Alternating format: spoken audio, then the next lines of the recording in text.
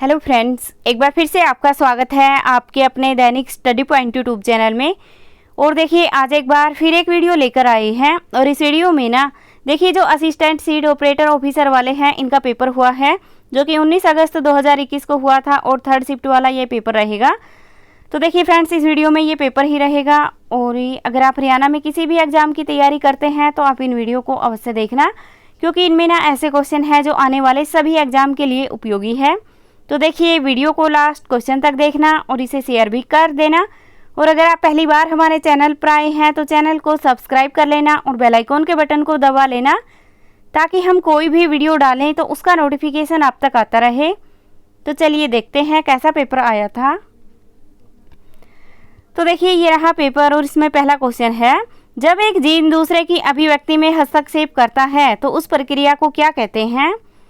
तो देखिए उस प्रक्रिया को कहते हैं एपिस्टासिस। इसमें ऑप्शन ए सही है। अगला क्वेश्चन है, निम्नलिखित में से कौन सा आरएनए का एक प्रकार है। तो देखिए आरएनए का जो एक प्रकार है ये है ऑप्शन ए। अगला क्वेश्चन है, संगत साहिब गुरुद्वारा हरियाणा के किस जिले में स्थित है। तो देखिए जो संगत साहिब गुरुद्वारा है ये हरियाणा के पानीपत जिले में स्थित है। इसमें ऑप्शन बी सही है। और देखिए पानीपत को बुनकरों की नगरी भी कहा जाता है, तो ये भी आपको ध्यान रखना है। अगला क्वेश्चन है, निम्नलिखित में से कौन सा समूह पायरीमिडीन है। तो देखिए ऐसा कौन सा समूह है जो कि पायरीमिडीन है, तो वह समूह आएगा, ये रहेगा ऑप्शन बी, इसमें गुआनिन। इसमें ऑप्शन बी सही है। अगला क्वेश्चन है, डैश बस डाटा या निर्देश के पता का स्थान बताता है। तो देखिए जो पता है ये बस डाटा या निर्देश के स्थान का पता बताता है, तो इसमें ऑप्शन बी सही है।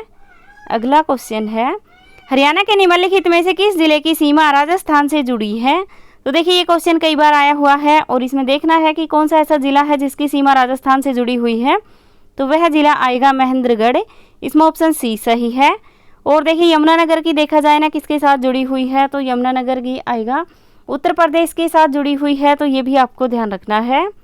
अगला क्वेश्चन है, मैग्नीज हरियाणा के किस जिले में पाया जाता है। तो देखिए जो मैग्नीज है ये पाया जाता है महेंद्रगढ़ में। इसमें ऑप्शन ए सही है। अगला क्वेश्चन है, निम्नलिखित में से कौन सा अधिनियम वन्य जीवी पक्षियों और पौधों की सुरक्षा के लिए प्रावधान करता है। तो देखिए कौन सा ऐसा अधिनियम है जो कि पक्षियों और पौधों की सुरक्षा का प्रावधान करता है, तो वह आएगा वन्य जीवी संरक्षण अधिनियम 1972। इसमें ऑप्शन ए सही है। अगला क्वेश्चन है, भारत में पहला प्रिंटिंग प्रेस किसके द्वारा लाया गया था। तो देखिए भारत में जो पहला प्रिंटिंग प्रेस है ये लाया गया पुर्तगालियों के द्वारा। इसमें ऑप्शन बी सही है। और देखिए ये देखा जाए ना ये कब लाया गया, तो ये 1556 में लाया गया है, तो ये भी आपको ध्यान रखना है। अगला क्वेश्चन है, कॉमनवेल्थ खेलों में एक स्वर्ण पदक जीतने वाला पहला भारतीय कौन है। तो देखिए कॉमनवेल्थ खेलों में स्वर्ण पदक जीतने वाला पहला भारतीय कौन है, तो पहला भारतीय है ये आएगा लीलाराम सांगवान। इसमें ऑप्शन बी सही है। अगला क्वेश्चन है, वर्ष 2015 में बैडमिंटन में विश्व में पहला स्थान प्राप्त करने वाले भारत के और हरियाणा में जन्मे पहले खिलाड़ी का नाम बताइए। तो देखिए इसमें जो सही आंसर रहेगा वह आएगा साइना नेहवाल। इसमें ऑप्शन ए सही है। और देखिए साइना नेहवाल का संबंध देखा जाए कहाँ से है, तो ये आएगा हिसार से, तो ये भी आपको ध्यान रखना है। अगला क्वेश्चन है, पैरा ओलंपिक खेलों में पदक जीतने वाली हरियाणा की प्रथम भारतीय महिला कौन थी। तो देखिए पैरा ओलंपिक में पदक जीतने वाली और भारत की पहली महिला देखा जाए कौन थी, तो वह है दीपा मलिक। इसमें ऑप्शन बी सही है। और देखिए इसका संबंध कहाँ से है, तो ये है सोनीपत से, तो ये भी आपको ध्यान रखना है। और देखिए सोनीपत में भी ना भैंसवाल है, वहाँ से इनका संबंध है, तो ये भी आपको ध्यान रखना है। अगला क्वेश्चन है, निम्नलिखित में से कौन हरियाणा के राज्यपाल नहीं थे। तो देखिए इसमें देखना है कि कौन से ऐसे व्यक्ति हैं जो हरियाणा के राज्यपाल नहीं थे। तो देखिए हरियाणा के जो राज्यपाल नहीं थे ये से थे श्री ओम प्रकाश चौटाला। इसमें ऑप्शन डी सही है। अगला क्वेश्चन है, पूर्वी पंजाब उच्च न्यायालय की स्थापना में डैश में 15 अगस्त 1947 को हुई। तो देखिए जो पूर्वी पंजाब उच्च न्यायालय है इसकी स्थापना 15 अगस्त 1947 को कहाँ पर हुई ये देखना था, तो देखिए ये हुई है शिमला में। इसमें ऑप्शन बी सही है। अगला क्वेश्चन है, हरियाणा के किस जिले में उच्चतम सड़क घनत्व है? तो देखिए सबसे अधिक उच्चतम ये जो सड़क घनत्व है ये कहाँ पर है ये देखना है। तो ये है अंबाला में, इसमें ऑप्शन बी सही है। अगला क्वेश्चन है, हरियाणा शहरी विकास प्राधिकरण का निर्माण हुड्डा अधिनियम डैश के अंतर्गत किया गया था। तो देखिए जो हरियाणा शहरी विकास अधिनियम है इसमें जो हुड्डा के तहत हुड्डा के अंतर्गत ये किया गया, तो ये किया गया है 1977 में, इसमें ऑप्शन ए सही है। अगला क्वेश्चन है, निम्नलिखित में से हरियाणा के कौन से नगर को स्वर्णिम नगर कहा जाता है? तो देखिए जो स्वर्णिम नगर कहा जाता है ये कहा जाता है सोनीपत को, इसमें ऑप्शन ए सही है। और देखिए वैसे तो स्वर्णिम नगर अंबाला को भी कहा जाता है, और देखिए इसको ना सोनप्रस्थ के नाम से भी जाना जाता है, तो ये भी आपको ध्यान रखना है। ये देखिए सोनीपत को ही कहा जाता है स्वर्णिम नगर, तो ये आपको ध्यान रखना है। अगला क्वेश्चन है,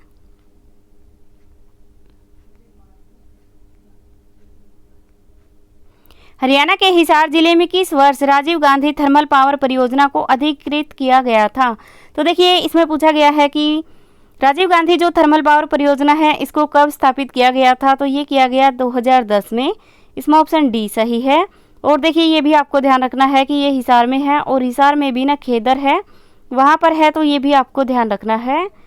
अगला क्वेश्चन है, सार्क का पहला सम्मेलन कहाँ पर हुआ था? तो देखिए जो सार्क का सम्मेलन है ये हुआ है ढाका में, इसमें ऑप्शन ए सही है। और देखिए ढाका क्या है? तो ये बांग्लादेश की राजधानी है, तो ये भी आपको ध्यान रखना है। अगला क्वेश्चन है, हरियाणा के किस जिले में कलेसर वन्यजीव अभयारण्य स्थित है? तो देखिए कलेसर वन्यजीव अभयारण्य देखा जाए तो ये आएगा यमुनानगर में, इसमें ऑप्शन डी सही है। और देखिए हरियाणा में ना 2 ही राष्ट्रीय वन्यजीव अभयारण्य हैं, और वन्यजीव अभयारण्य 8 हैं, तो ये भी आपको ध्यान रखना है। अगला क्वेश्चन है, निम्नलिखित में से किस पर मराठा शासक महादजी सिंधिया ने शासन किया? तो देखिए महादजी सिंधिया के द्वारा जो शासन किया गया है ये किया गया ग्वालियर पर, इसमें ऑप्शन बी सही है। अगला क्वेश्चन है, निम्नलिखित कथनों पर ध्यान दें। सुखना झील शिवालिक पर्वत के तलहटी पर है।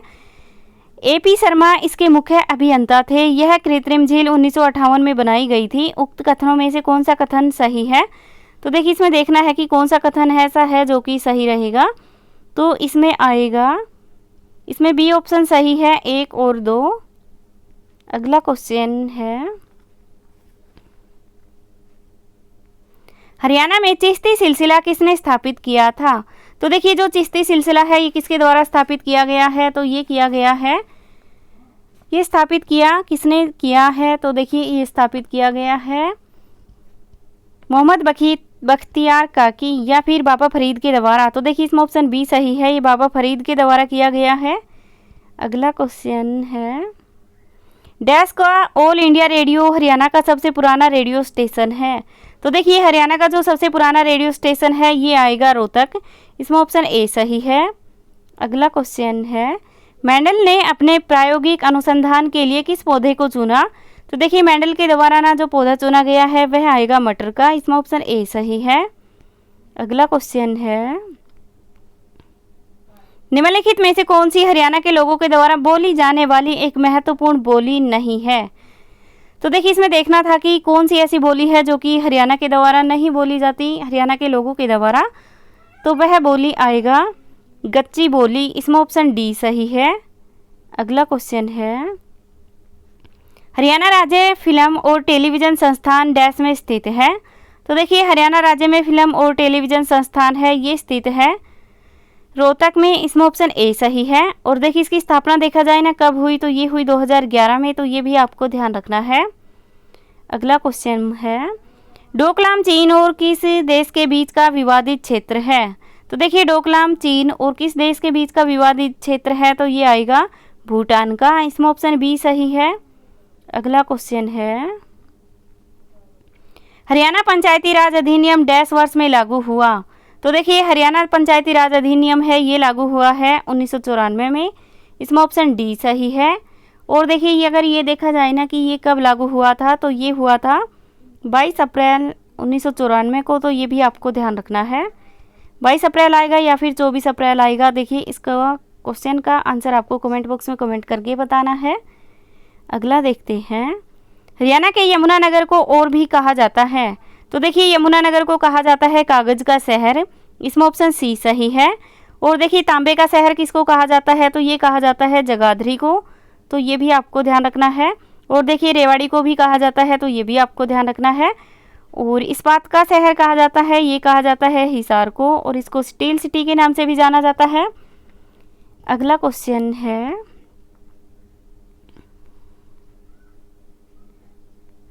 लाहौर कांग्रेस वार्षिक अधिवेशन कब आयोजित किया गया था। तो देखिए लाहौर में जो कांग्रेस वार्षिक अधिवेशन है ये किया गया 1929 में, इसमें ऑप्शन सी सही है। और देखिए इसी अधिवेशन में ना पूर्ण स्वराज्य की मांग भी की गई थी, तो ये भी आपको ध्यान रखना है। अगला क्वेश्चन है, मोहम्मद गजनवी ने हरियाणा के थानेसर पर कब आक्रमण किया। तो देखिए मोहम्मद गजनवी है, इन्होंने हरियाणा के थानेसर पर जो आक्रमण किया ये किया था 1014 में, लेकिन ये ऑप्शन में नहीं है, तो इसमें ऑप्शन डी सही है, उपरोक्त में से कोई नहीं। अगला क्वेश्चन है, हरियाणा का कौन सा जिला लोहे की नालियों के लिए सब बड़ा उत्पादक है। तो देखिए जो लोहे की नालियों के लिए सबसे बड़ा उत्पादक है ये आएगा हिसार, इसमें ऑप्शन डी सही है। और इसीलिए इसको स्टील सिटी के नाम से जाना जाता है, तो ये भी आपको ध्यान रखना है। अगला क्वेश्चन है, किस भू स्थिर उपग्रह को 10 अप्रैल 2003 को प्रक्षेपित किया गया था। तो देखिए ये किया गया है इनसैट 3A को, इसमें ऑप्शन बी सही है। अगला क्वेश्चन है, 1815 में वियन्ना कांग्रेस की मेज़बानी किसके द्वारा की गई थी। तो देखिए ये मेज़बानी की गई है, ये की गई ड्यूक मार्टिनिज के द्वारा, इसमें ऑप्शन सी सही है।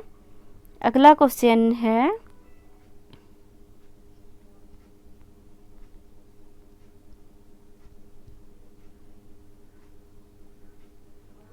भारत में चीनी का मुख्य स्रोत क्या है जो नकदी फसल के रूप में प्रमुख स्थान रखता है।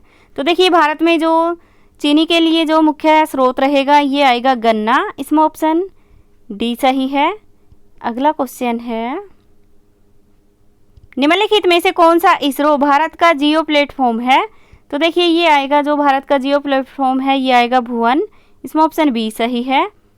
और देखिए इसरो की स्थापना देखा जाए ना कब हुई, तो ये हुई है 15/8/1969 को इसकी स्थापना की गई है, तो ये भी आपको ध्यान रखना है। और देखिए इसके जो अध्यक्ष देखे जाए ना कौन है, तो ये के सिवन इसके अध्यक्ष हैं, तो ये भी आपको ध्यान रखना है। अगला क्वेश्चन है, 2011 की जनगणना के अनुसार किस भारतीय राज्य की जनसंख्या सर्वाधिक है।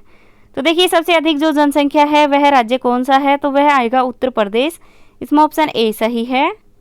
अगला क्वेश्चन है, से के द्वारा के साथ कारक विभक्ति क्या है। तो देखिए से के द्वारा किस में आता है, तो ये आता है देखिए कर्ता ने कर्म को यहाँ पर है करण के साथ होता है से के द्वारा, तो इसमें ऑप्शन बी सही है। अगला क्वेश्चन है, जिस क्रिया में किसी कार्य को करने की इच्छा प्रकट हो उसे क्या कहते हैं। तो देखिए उसे कहते हैं इच्छा बोधक, इसमें ऑप्शन सी सही है। अगला क्वेश्चन है, पूर्णकालिक क्रियाओं में कर्ता के साथ डैश का प्रयोग नहीं होता। तो देखिए जो पूर्णकालिक क्रियाएं होती हैं इनमें कर्ता के साथ किसका प्रयोग नहीं होता, तो इसमें ऑप्शन ए सही है, ने का प्रयोग नहीं होता। अगला क्वेश्चन है, संयोजक समानाधिकरण समुच्चय बोधक अवयव किसे कहते हैं। तो देखिए ये कहते हैं दो पद वाक्यों या वाक्यांशों या वाक्यों को जोड़ने वाला अवयव, इसको बोलते हैं, तो इसमें ऑप्शन बी सही है। और अब देखते हैं इंग्लिश के क्वेश्चन। तो देखिए पहला क्वेश्चन इसमें रहेगा, द एग्जामिनेशन इज ओवर। तो देखिए इसमें क्या आएगा, तो इसमें आएगा इजेंट इट। अगला क्वेश्चन है, सी इज ए गुड एथलेटिक। तो देखिए इसमें क्या आएगा, तो इसमें जो सही आंसर रहेगा ये आएगा, इसमें ऑप्शन सी सही है। अगला क्वेश्चन है, I have been ill last Sunday. तो देखिए इसमें जो लास्ट संडे आया हुआ है, तो इसमें सही आंसर रहेगा ये रहेगा सिंस या फोर, इनमें से कोई एक रहेगा, तो इसका आंसर आपको कमेंट बॉक्स में कमेंट करके बताना है। इसके बाद अगला क्वेश्चन है 86। तो देखिए इसमें देखना है मिस स्पेल्ड किसकी है। तो देखिए इसमें जो सही आंसर रहेगा ये भी आप कमेंट बॉक्स में कमेंट करके बता देना। तो देखिए फ्रेंड्स ये थी आज की हमारी वीडियो। ये वीडियो आपको अच्छी लगी हो तो इसे लाइक करना, शेयर करना, और अगर आप पहली बार हमारे चैनल पर आए हैं तो चैनल को सब्सक्राइब कर लेना और बेल आइकन के बटन को दबा लेना ताकि हम कोई भी वीडियो डालें तो उसका नोटिफिकेशन आप तक आता रहे। Thank you.